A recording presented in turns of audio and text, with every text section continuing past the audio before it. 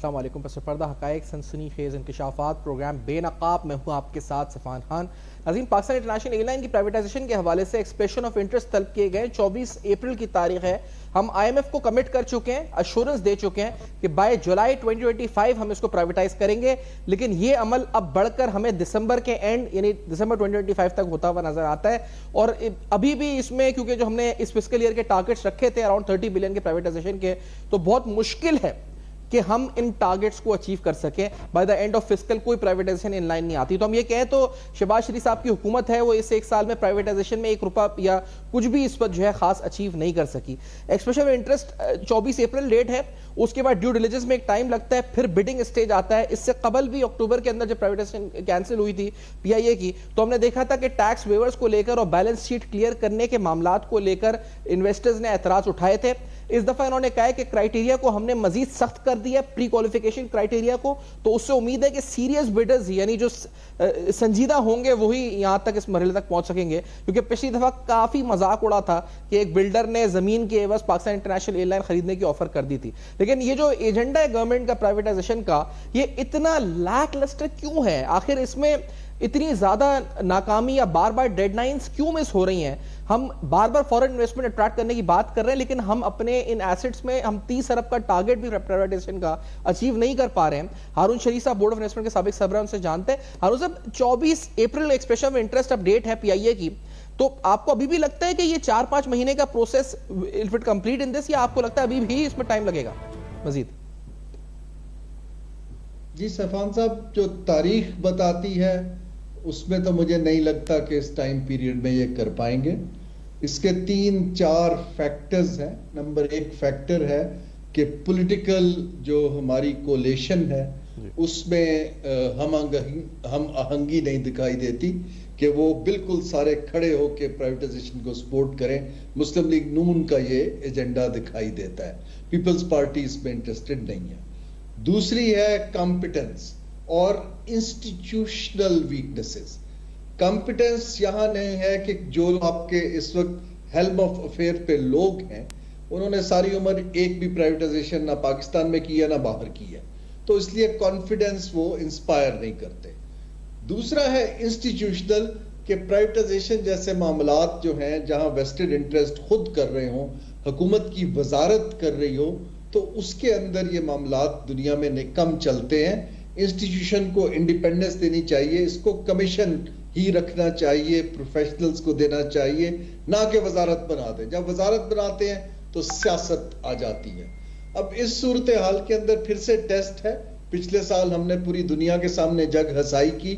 इस साल अगर हम संजीदगी से कोई एक आध ट्रांजैक्शन सक्सेसफुल, ट्रांसपेरेंट और मैं इसको हाईलाइट करूंगा राइट प्राइस डिस्कवरी पे कर पाते हैं तो फिर ये पहिया चलेगा, अदरवाइज ये भी फिर से हॉल्ट हो जाएगा। तो और ये जो टाइम कितना लगता है अगर एक्सप्रेशन ऑफ इंटरेस्ट आता है तो उसके बाद ड्यू डिलिजेंस में और उसके बाद बिडिंग स्टेज में आने में, हम कह सकते हैं कि ये 3 से 4 महीने होगा या इससे भी ज्यादा लग सकता है? इसमें वो इदारे की कॉम्पिटेंस पे ऊपर है जी, वो किन लोगों को लगाते हैं, किन प्रोफेशनल्स को ला पाते हैं। अगर तो वो ले आते हैं इन्हीं ब्यूरोक्रेट्स के थ्रू करना चाहते हैं जिनको इसकी समझ ही नहीं है, तो फिर तो 4 माह में नहीं होगा।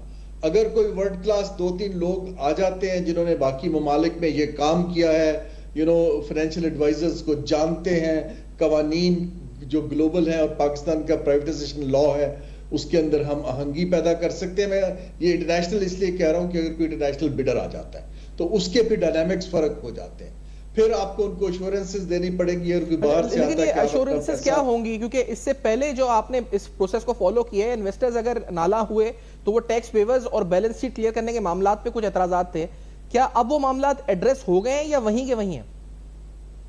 जी मुझे बिल्कुल इसका अंदाजा नहीं है, क्योंकि ट्रांसपेरेंसी ये होती कि जो प्राइवेटाइजेशन के नए मिनिस्टर या इंचार्ज हैं, देखिए प्राइवेटाइजेशन का एक बहुत बड़ा हिस्सा एक बड़ी एग्रेसिव एंड टारगेटेड कम्युनिकेशन है कि लोगों को बताया जाए, एम्प्लॉइज को और बाहर के एक एसेट जा रहा है उसको हमने ये कर लिया। इस वक्त इंफॉर्मेशन की एसिमेट्री है, हमें इल्म नहीं है। मुझे जो मेरे जानने वाले हैं उनके थ्रू पता चलता है कि जो आपने बैड डेट्स थे वो तो पहले ही आपने साइड पे रख दिए थे। टैक्सेशन के मामलात के अंदर आपने जितना उनको टाइम स्पेस देनी है उसके ऊपर इस दफा कमिटमेंट्स दी जाएंगी। लेकिन इससे अहम बात यह है कि ये प्राइवेटाइजेशन हुकूमत क्यों करना चाह रही है?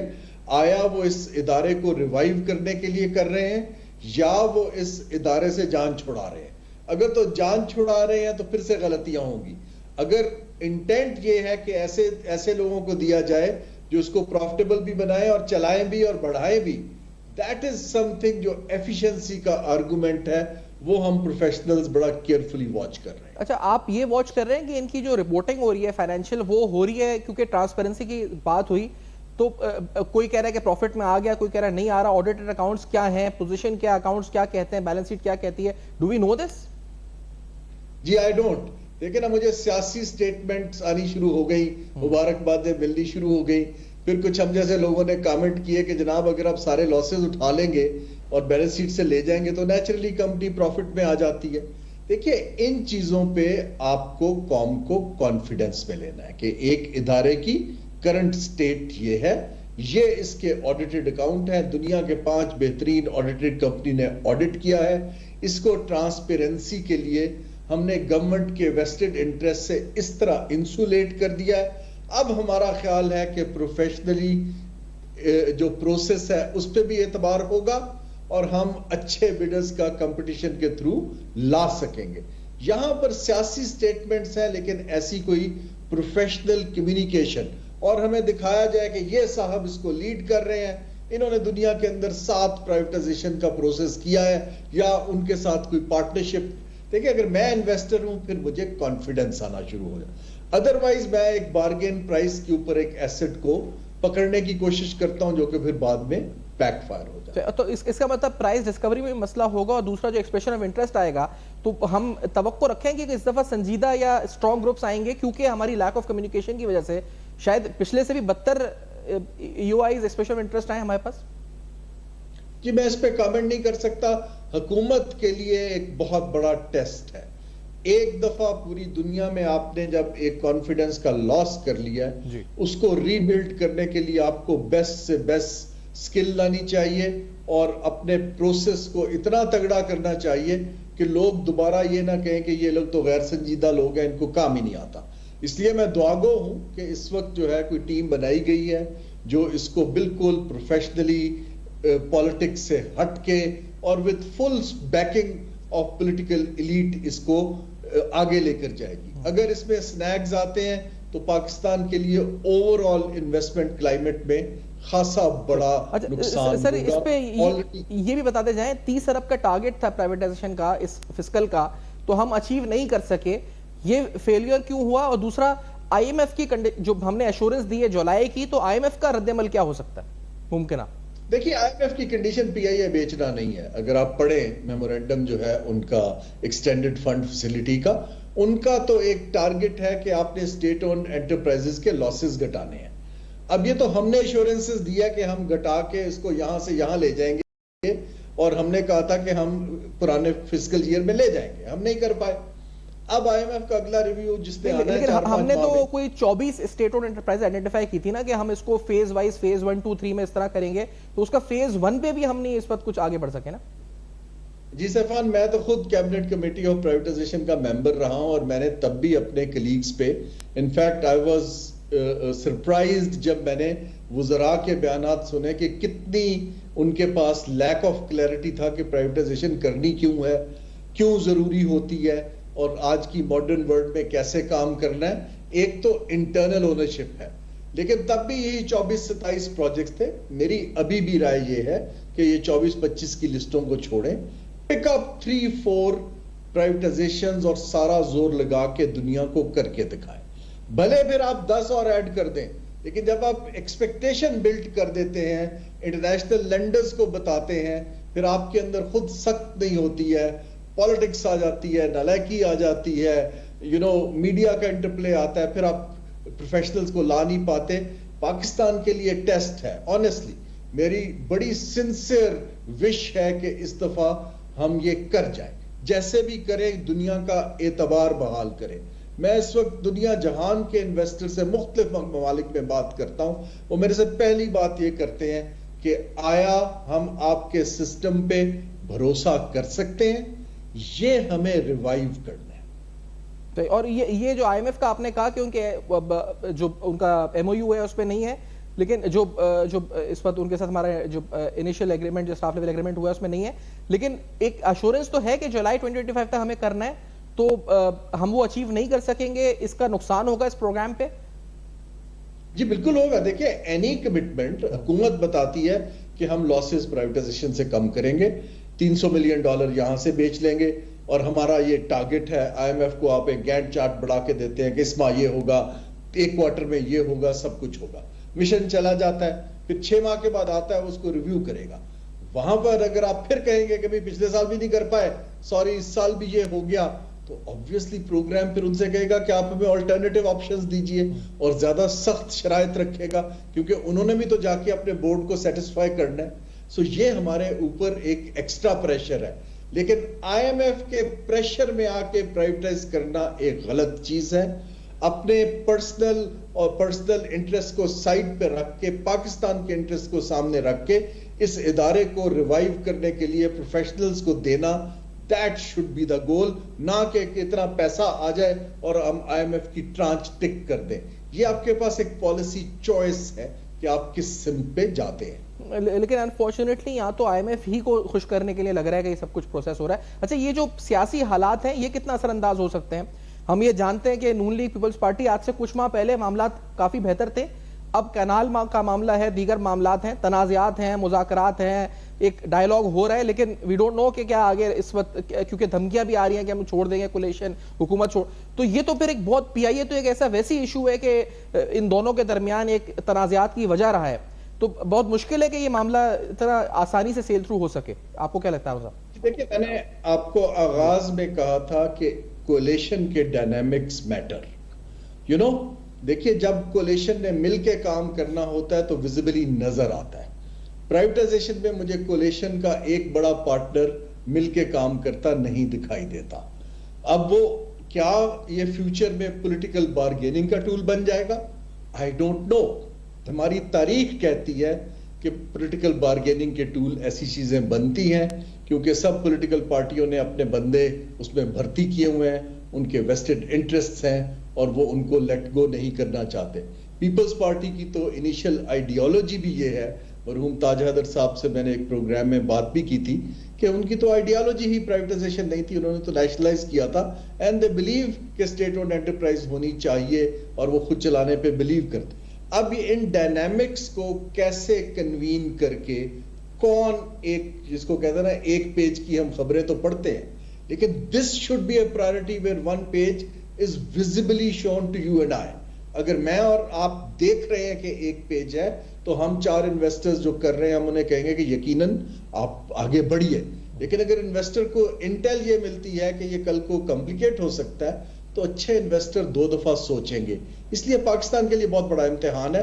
आई प्रे कि पाकिस्तान एक अच्छी ट्रांजैक्शन करने में कामयाब हो जाए इंशाल्लाह। बहुत शुक्रिया हारून साहब ने प्रोग्राम में ज्वाइन किया। एक ब्रेक के बाद वापस आते हैं और जो अहम तरीन मामला गंदम की खरीदारी और गंदम से मुतल्लिक जो बहरान के खदशात का इजहार है, इसमें किस हद तक बात दुरुस्त है, ये जानेंगे ब्रेक के बाद। हमारे साथ रहिए। Welcome back. आप देख रहे हैं बेनकाब। आज अहम तरीन सवाल, गंदम बहरान के खदशात का इजहार, क्या वाकई में गंदम की किल्लती खदशात हैं, सपोर्ट प्राइस का ना आना, फिर इसको जिस तरीके से इस अहम तरीन मसले को डील किया गया, उससे हमें शायद, जो आज खैर पख्तूनख्वा के तर्जुमान ने भी कहा कि हमें शायद उल्टा गंदम इंपोर्ट करनी पड़ जाए और वो बिलियंस ऑफ डॉलर्स का नुकसान हमें हो। किसान अलग एहतजाज कर रहे हैं, उनके अलग एतराज़ात हैं। किसान इत्तेहाद के जनाब खालिद हुसैन साहब मरकजी चेयरमैन प्रोग्राम में साथ मौजूद है। खालिद साहब, ये मुझे बताएं कि क्या वाकई में पाकिस्तान में गंदम बहरान का खदशा है? बिल्कुल जी, बिल्कुल। गंदम का बहरान बल्कि आना नहीं, गंदम का बहरान आ गया है, क्योंकि मार्केट को कंट्रोल मार्केट को जो इन्होंने ओपन छोड़ दिया है, और जो गवर्नमेंट पंजाब ने पॉलिसी दे दी है कि एक थर्ड पार्टी गंदम खरीदेगी, जिससे बहरान जो है, क्योंकि किसानों से गंदम इस टाइम 1800 से 2000 की खरीदी जा रही है, और आटा जो है वो अभी भी रोटी उतने की महंगी मिल रही है। और अभी इन्होंने क्या किया कि 3 बड़ी पार्टियों को लेके आए, ग्रीन के नाम से वो गंदम खरीदेंगी, 3 महीने बाद वो गंदम मार्केट से गायब हो जाएगी और फिर गंदम बाहर से मंगवानी पड़ेगी। तो ना पाकिस्तान के पास इतने जरा मुबादला है कि गंदम बाहर से मंगवा लें, और जो थर्ड पार्टी दी है वो भी आप देखें कि 100 अरब रुपए पंजाब गवर्नमेंट ने उनको दिया है लोन की मद में, कि आप जितना बैंकों से लोन लेंगे 100 अरब। लेकिन ये खालिद साहब मुझे बताएं, पहले तो ये बताएं कि जो इस पूरे स्ट्रक्चर में जो आरती है यानी जो मिडिल मैन है वो उसका किरदार क्या होगा, ये बताइएगा।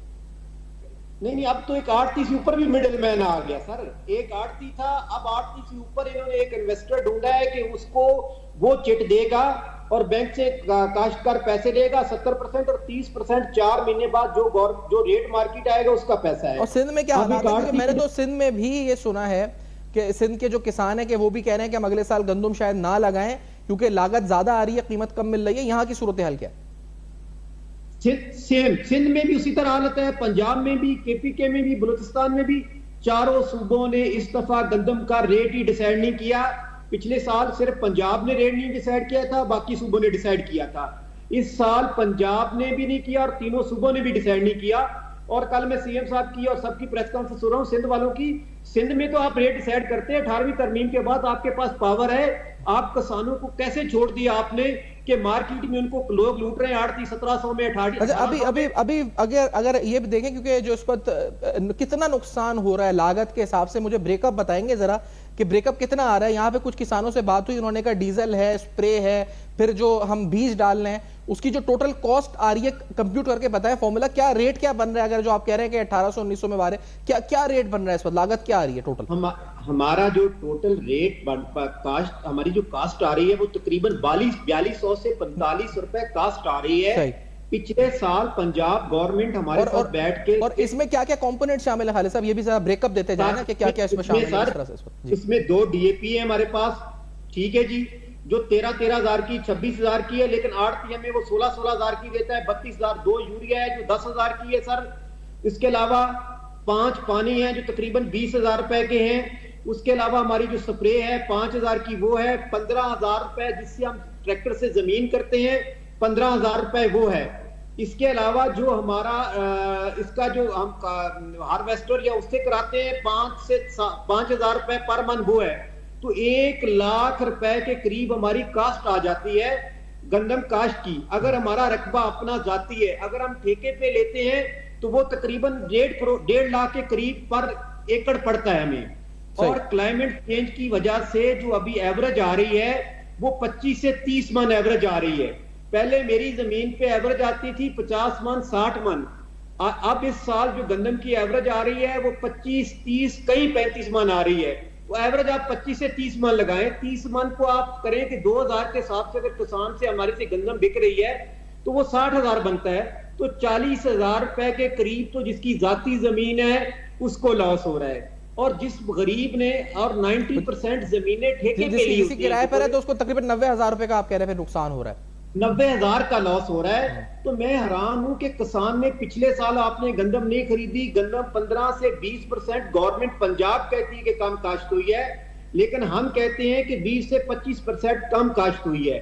और इस साल अगर आपने गंदम इसी तरह किसान को 50-60,000 70,000 पर एकड़ लॉस हुआ तो वो गंदम क्यों काश्त करेगा? वो हर साल पिछले साल लॉस किया। सीएम पंजाब साहब ने स्पीच की कि मैं इस साल किसान को लॉस नहीं होने दूंगी, किसान उसी तरह रुल गया। लेकिन खालिद साहब ये बताएं कि अब जो अभी जो करंट यानी जो अभी सिंध में भी, जैसा मैंने कहा कि मैं यहाँ पर था तो यहाँ हमने मुख्तलिफ लोगों से रब्ता किया, वो कह रहे थे अगले साल हम काश्तकारी गंदम की नहीं करेंगे।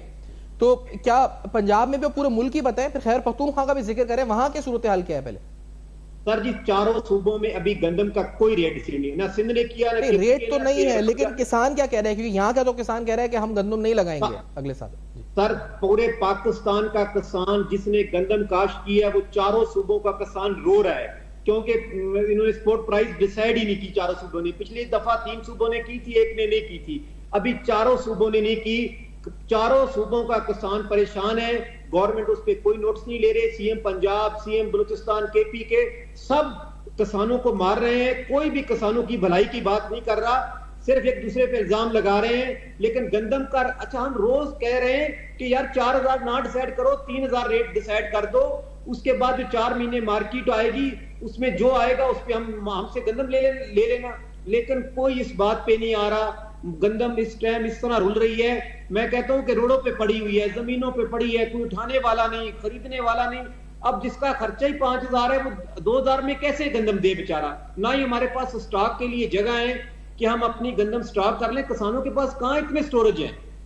तो और अब ऐसे में जो मुतवक्का तौर पे, क्योंकि आज केपी के तर्जुमान ने बयान दिया कि जो मुतवक्का है वो कह रहे 3 से 4 अरब डॉलर की जो इस वक्त गैप आता है, ये आपका कोई एस्टिमेट है इस बारे में, ये कितना गैप आ सकता है इंपोर्ट बिल पे, ये जो इम्पैक्ट आना है जो हमें इंपोर्ट करना पड़ सकता है? पिछले 1 महीने पहले औरंगजेब साहब जो हमारे वजीर खजाना है, उसने कहा कि 1 अरब डॉलर की गंदम मंगाएंगे, 1 अरब डॉलर की। आज केपी के जो फाइनेंस के एडवाइजर है उन्होंने कहा 3 से 4 अरब डॉलर होने का है। तो आपका क्या अंदाजा है इस बारे में? मैं 1 महीने से ये कह रहा हूं क्योंकि जब हमारी एवरेज आने लगी तो मैं कह रहा था कि 3 से 4 अरब बल्कि 5 अरब तक डॉलर तक गंदम बाहर से मंगवाई जाएगी, क्योंकि इस साल गंदम कम काश्त है। ये तो इस साल का है, अगले साल तो बिल्कुल ही 50% गंदम कम काश्त हुई। तो आपके पास जरा मैं तो हैरान हूं कि फूड एंड सिक्योरिटी का मसला है, आप इसको सीरियस ही नहीं ले रहे।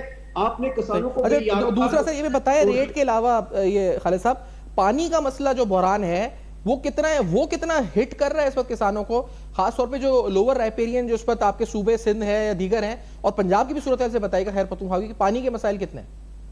देखें जी, मैं जुनूबी पंजाब की एक तहसील, जुनूबी पंजाब की फोटाबाद सीरो जो उसकी टेल है, जिसको हम कहते हैं कि एंड है, अभी हमें महीने में 1 दफा पानी मिल रहा है। पंजाब की बात कर रहा हूं, एक महीना हो गया नहरों में पानी नहीं है, डैम हमारे खुश्क हो गए हैं। मैं कहता हूं कि पानी की इतनी किल्लत आ गई है। आपको पता है, हम किसान तो दुआएं करते हैं, अल्लाह ताला बारिशें देता है, तो हमारी बारिशों से जो है ना फसल को हम डिपेंड करते हैं कि एक फसल नहर का लगाते हैं, बाकी महीने में बारिश हो जाती थी, गुजारा हो जाता था।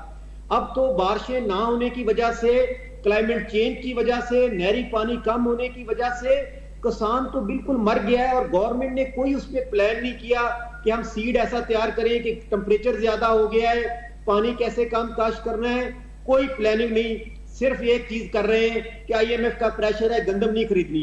लेकिन फिर ऐसे में किसान एहतियात किधर खड़ा है? ये जो 6 कनाल का मंसूबा है, तो ये सिंध एहतजाज कर रहा है, इस पर आपके ख्याल में ये बनने से मसाइल हल हो सकते हैं? खासतौर पे चोलिस्तान के लिए फाइनेंसिंग है उसकी, तो क्योंकि आप बात कर रहे हैं जनूबी पंजाब की, तो ये बताइएगा कि क्या ये होना चाहिए? किसान एहतियात का मौकिफ क्या है इस बारे में? देखिए जी, हम किसान एहतियात हम तो ये चाहते हैं कि पूरे सूबों के किसानों को बैठाएं, सियासत ना करें, ठीक है ना जी। चारों सूबों के हम सारी तंजीमें चारों सूबों की इकट्ठी हैं, मिलकर हम बैठ के डिसाइड करें कि जब तक पानी पीछे से नहीं आ रहा तो हम कैसे आगे चीजें करेंगे। हाँ, अगर कुछ हमारे भावल नगर में जहां पानी है उसमें 2 तहसीलें ऐसी हैं जो इंडिया ने ऊपर से जब डैम बना लिया तो वो नीचे का पानी ऊपर आ गया, तो हमारी फसल काश्त नहीं हो रही। तो उसके लिए अगर चोलिस्तान में वो 2 तहसीलों को, वो भी हमारे लोगों को अगर रकबा दे दे और उसी नहर को बड़ी करके पानी दे दे तो हमें कोई इतराज नहीं। और हम सिंध को भी बताएंगे कि हम पानी आपका नहीं काट रहे, जो हमारे इलाके गैर आबाद हो गए हैं उनकी जगह पे हमने रिप्लेस में ये एरिया लिया हुआ है। तो अब आप बताएंगे, लेकिन यहाँ पे तो शदीद किस्म के नौयत के एतराज़ात हैं। आप क्या दुरुस्त है कि किसानों को बिठाएं, वैसे टेक्निकल कॉम्पिटेंट लोगों को, किसानों को, सबको बिठाएं और आप इस पर कॉम्पिटेंट हैं, इस बारे पे फैसला करें बजाय सियासत करने के इस मसले पे। तो अब बिल्कुल जी, अब सर अब ये है कि हम गंदम के शदीद बहरान है और जो आपको लगता है सामना आ सकता है, तो ये जो कीमतें हैं जो कम हुई हैं, इस पर कितनी जल्दी आप असर देखते हैं, आता हुआ नजर आएगा कि ये बढ़े या दोबारा क्या शॉर्टेज होगी, क्या होगा आपको नजर आता है मार्केट के लिहाज से? इसलिए असर आ गया कि हमारी आगे कॉटन की काश्त है। हमने पिछली दफा भी हमारी 15 से 20% कॉटन कम काश्त हुई। अभी हमारे फार्मर्स के पास तो पैसा नहीं है। आड़ती ने पहले हमें आधार पे चीजें देनी होती हैं और हमने गंदम काश्त की। अभी आड़ती के पैसे हम पूरे कर ही नहीं सके, ना ठेका दे सके, तो हम कॉटन काश्त करेंगे। पिछले साल 3 अरब डॉलर जो पाकिस्तान का किसान कॉटन दे रहा था उस पे 18% टैक्स था। इस तरह अभी कॉटन जो है 50% और कम काश्त हो जाएगी, तो कॉटन भी इनको कम से कम 6 अरब रुपए की बाहर से मंगवानी पड़ेगी। तो मैं हैरान हूं कि 1 अरब के लिए हम IMF के पैर पकड़ते हैं। हम गंदम 4 अरब की बार मंगवाने के प्लान बनाए बैठे हैं। 3 अरब की पिछली दफा मंगवाई है हमने कॉटन, 2.25 अरब की हमने दालें मंगवाई है, जबकि ये पाकिस्तान में पैदा हो रही थी। और जिस तरह फार्मर्स के साथ अभी गंदम पे कर रहे हैं जुल्म, तो गंदम भी छोड़ देंगे। जिस तरह हमने कॉटन छोड़ दी, जिस तरह हमने दालें छोड़ दी, इस तरह हम ये भी छोड़ देंगे। हम क्या करेंगे? जहां हम 10 एकड़ काश्त करते हैं वहां 3 एकड़ करके गुजारा करेंगे। सही। बहुत शुक्रिया खालिद साहब, आपने प्रोग्राम में ज्वाइन किया और अपना मौक़िफ़ दिया इस बारे में गंदम बहरान के खदशात और क्या इन खदशात की वजह से और इन पर किस तरह इसको एड्रेस करना चाहिए, वजूहात क्या हैं, खास तौर पर मिडिल मैन का किरदार और साथ में जो कीमतों का तयन ना होना उससे कितना नुकसान किसानों का हो रहा है पूरे पाकिस्तान में, पानी की किल्लत की सूरत हाल क्या है ये भी जाना। एक ब्रेक के बाद आएंगे मुस्तफ़ा आमिर कत्ल केस पर कुछ संगीन कुछ सीरियस नौयत के इंकशाफात जो रिसेंटली हुए, गुफ्तगू होगी उस पर हमारे साथ रहिएगा। वेलकम बैक, आप देख रहे हैं बेनकाब। बेनकाब में कुछ अहम तरीन सवालात, मुस्तफ़ा आमिर कत्ल केस, तफ्तीशी मराहिल, अरमगान से मुतल्लिक जो एक फुटेज कुछ दिन कबल आई, उस फुटेज में जो मनाजिर देखे, किस तरह उसने फायरिंग की, उन मनाजिर से साबित हुआ जदीद असला भी उसके पास था, उसे ये असला चलाना भी आता था। एक DSP इसमें ज़ख्मी भी हुए, दीगर पुलिस एहलकार जिन पर फायरिंग हुई ज़ख्मी भी हुए। और इस पूरी फुटेज है इसकी मंजरकशी फ़हीम सिद्दीकी साहब के साथ करते हैं, सीनियर सहाफ़ी मौजूद हैं। फ़हीम साहब, ये जो फुटेजेस आए अरमगान के घर पर जब रेड हुई CCTV, तो इसकी ये बताइएगा, क्योंकि इसमें जो नज़र आता है बज़ाहिर एक बात तो ये कि पुलिस तैयार नहीं थी उस वक्त कि अरमगान की तरफ से ये रिटेलिएशन आएगी, और इस फुटेज को रिलीज़ करने का मकसद क्या ये भी बताइएगा फ़हीम साहब। देखिए, ये तो बिल्कुल क्लियर हो रहा है इस फुटेज से कि पुलिस किसी भी तरह से तैयार होकर वहां नहीं पहुंची थी। ऑफिसेज में बैठकर बातें जरूर हुई कि चूंकि सर्च वारंट मिल गया है तो जाना भी जरूरी है, अगले दिन अदालत में रिपोर्ट भी पेश करनी है। ये भी पता था कि वहां पर शेर हैं, उसके लिए वाइल्ड लाइफ को भी फोन कर लिया गया था, लेकिन उनकी तरफ से कोई नहीं आया तो खुद चले भी गए, सीडी भी ले ली, कटर प्लास भी ले लिए। लेकिन जब ये बात पता थी तो इससे ज्यादा इंफॉर्मेशन भी डेफिनेटली उनके पास होनी चाहिए थी, क्योंकि ये बात सबको मालूम थी कि जिस शख्स को लेने जा रहे हैं उसका सगा चच्चा उसी एंटी वायलेंट क्राइम सेल में पोस्टेड था। अच्छा, चले गए आप, बगैर तैयारी के चले गए, किसी के पास कोई जैकेट नहीं है, कोई बुलेट प्रूफ जैकेट नहीं है, कोई पूरी तरह से तैयार नहीं है, कुछ वर्दी में है, कुछ वर्दी में भी नहीं है। और जो मुझे तो ये तक पता चला कि गार्ड और ड्राइवर तक को जो है वो साथ ले जाया गया वहां से, क्योंकि नफरी की कमी थी, पोलियो के ऊपर पोलियो कैंपेन की वजह से नफरी नहीं थी, और ABCC में भी नफरी की कमी थी, वहां से भी लोग पोलियो कैंपेन पे गए हुए, तो दीगर स्टाफ को भी साथ ले लिया गया, शीट क्लर्क को साथ ले लिया गया। यानी इस तरह का स्टाफ जो है वो अरमगान के घर पर छापा मारने गया था। और जब अरमगान के घर पे पहुंचे तो आपने वीडियो में देखा कि किस तरह की कोशिशें थी घर दरवाजा खोलने की। इस वीडियो पे दरवाजा खोलने के लिए पहले फिर सीढ़ी आ गई बीच में, फिर उसके बाद हमने देखा कि पहले दरवाजे को खोलने की कोशिश, फिर सीढ़ी आ गई, फिर अंदर जाकर जो एक इसमें इंटरेस्टिंग चीज है कि जब अंदर गए, इस फुटेज जो आप सामने देख रहे, तो इनको ये नहीं पता था कि घर की एंट्रेंस कहां से है, यानी घर कहां से दाखिल लेफ्ट से होता है, इनके इल्म में नहीं था, यानी कोई रेखी या कोई प्लानिंग नहीं थी।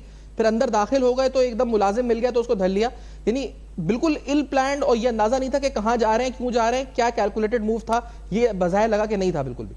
फ़हीम साहब, बिल्कुल नहीं पता था इन्हें कि वो कहां जा रहे हैं, क्यों जा रहे हैं। उन्हें ये पता था कि यहाँ पे एक मगबी की लोकेशन वहां से आ रही है, आप उसके लिए जा रहे हैं और आप जो है वो तैयार नहीं है। एक मगबी जिसके लिए बजाहिर तावान की कॉल आई हुई है, आप उसके लिए जा रहे हैं। और हाल देखें जरा पुलिस का, कि पुलिस का हाल क्या था।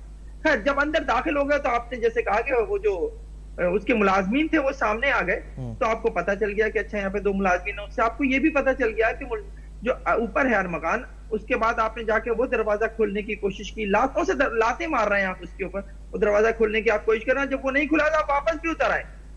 वो तो अरमगान उस वक्त बिजी था, तो वो ना तो वो जिस वक्त आप दरवाजा खोलने की कोशिश कर रहे थे उस वक्त वो अंदर से फायरिंग कर सकता था। जब आप उतर आए उसके बाद जो है अरमगान ने CCTV फुटेजेस में अंदर जो उसके पास डिस्प्ले था वहां उसने देखा कि कौन कौन लोग मौजूद थे, तो उसने फिर निकलकर जो है वो फायरिंग की है। और उस फायरिंग के नतीजे में जो DSP जख्मी हुए, उनकी दोनों टांगों में गोलियां लगी थी। हाल ये था कि पुलिस अफसरान और एहलकार जो उस शख्स को, DSP को, जख्मी को अस्पताल शिफ्ट नहीं कर रहे थे कि कहीं ऐसा ना हो कि शिफ्टिंग के दौरान किसी जगह से जो अरमगान दोबारा फायरिंग कर दे। तो DSP ने कहा कि भाई अगर मुझे नहीं लेके गए तो मैं टांगों जो इन्होंने अस्पताल पहुंचाए, तो बिल्कुल ये बात इस फुटेज में ये जो एस्पेक्ट है जो आप जिक्र कर रहे हैं कि जब पुलिस एहलकार ऊपर गए जाके उन्होंने लातें जो मारी दरवाजे पे, जब तक अरमगान के इल्म में नहीं था, वो बिजी था और वो उसके इल्म में नहीं था कि ये यहाँ पर है, ये शायद लाते मारने से उसके इल्म में आया कि ये जो है ये यहाँ पर आ चुके हैं, और फिर उसने कैमरास देखे और उसके बाद वो पूरी तैयारी के साथ जब वो वापस आए तो उसने उन पे हमला किया। तो इनके लाते मारने से ही ज्यादा गालिबन जो बजाय लग रहा है अपेरेंटली नुकसान हुआ, यही बात है साहब?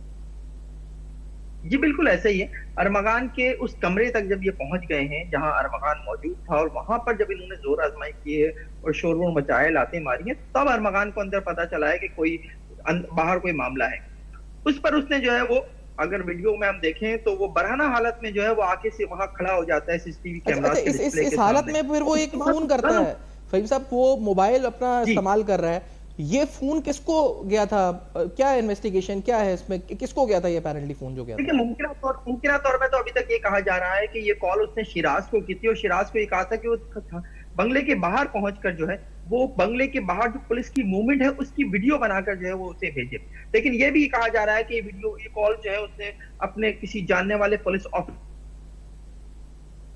आज जो है मुस्तकिल रास्ते में भी था। कुछ फुटेजेस जाहिर है अभी भी जो है वो रिलीज नहीं की गई है और उन फुटेजेस में मुमकिन तौर पे ये भी सामने आ जाए कि वो मुख्तलिफ लोगों से फोन पर राब्ते में था और इसी राब्ते के दौरान उससे ये कहा गया कि वो लड़की को भेज दे और उसने फिर जो है वो लड़की को वहां से रवाना किया और लड़की को उसने जब वो जा रही है तो उसे बुलाता है वापस, उसे बताता है कि तुमने बाहर निकलने के बाद एंट्रेंस की तरफ नहीं जाना है, तुमने बाहर निकलने के बाद तुमने जो लेफ्ट पे टर्न हो जाना है। और लड़की बिल्कुल ऐसा ही करती है कि वो बाहर निकल के घर से बाहर निकलने की कोशिश नहीं कर रही। आप वीडियो में देखें कि जो एंट्रेंस है वो उसके मुखालिफ सिर्फ में टर्न हो जाती है, जहां से फिर पुलिस ने उसे हिरासत में लिया, उसके बाद जो है उसको बाद में छोड़ भी दिया गया। ये भी एक सवाल है कि उस लड़की को क्यों छोड़ा गया और आज तक तफ्तीश में उसका नाम कहीं मौजूद नहीं है। बल्कि इवन जो है लड़की वाला मामला है इसमें भी कई नाम सामने आए, एक एंजेला, फिर एक जोमा और इस तरह के 2-3 नाम सामने आए। ये जो लड़की थी ये कौन सी लड़की थी? और जिस तरह आप कह रहे हैं कि सवाल है कि इसका नाम फिर क्यों नहीं आया इन्वेस्टिगेशन में, कि क्या इसका रोल था क्या नहीं था? तो आपने दोनों इब्तिदा में नाम लिए, ये वो लड़की नहीं है, ये वो दोनों लड़कियां नहीं। अच्छा, ये वो दोनों लड़की नहीं, ठीक है। अच्छा, ये मुझे बताएं फहीम साहब के जो अब जो ये जो सामने आया कि इसके पास जो असला था और जिस तरह से ये प्लान था, यानी इसको जदीद असला भी चलाना आता था, इसके पास मौजूद भी था, तो ये प्रॉपर ट्रेंड क्रिमिनल था, क्या था ये आखिरकार? देखिए वो बेसिकली दुरेजी जाता रहा है और दुरेजी जाकर वो ये सारा असला जो है इसको वहां पे इस्तेमाल करता रहा है। बज़ाहिर ये था कि वो वहां हिरन के शिकार के लिए जाता था और इसके वहां पे डेफिनेटली कॉन्टेक्ट्स भी थे जिनकी वजह से वहां शिकार खेलता था जाकर। तो असला चलाना तो इसे आता था और हर तरह का असला चलाना इसे आता था। इसके पास से तो बेतहाशा असला और दीगर चीजें भी मिली है। स्नाइपर गन इससे मिली। स्नाइपर गन कौन शिकार के लिए रखता है? इसके पास से तो स्नाइपर गन तक मिली और दीगर असला भी है।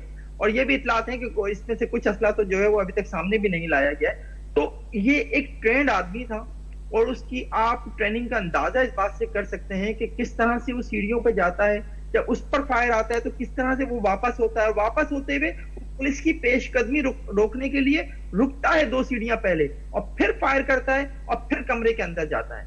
तो ये इस बात का सबूत है कि वो जानता था कि पुलिस को आगे बढ़ने से कैसे रोकना है। अच्छा, और ये बात यहाँ नहीं कि उसने फिर उसके बाद जो इनके शिराज को जो ये कहा कि आप वीडियो बनाए, तो उसका मतलब पुलिस की जो मूवमेंट्स थी बाहर से उसको भी वो फुटेज में लाना चाह रहा था, उसका रिकॉर्ड भी लेना चाह रहा था। वो रिकॉर्ड नहीं लेना चाह रहा था, बेसिकली वो ये जानना चाह रहा था कि बंगले के बाहर जो है पुलिस कितनी बड़ी तादाद में मौजूद है।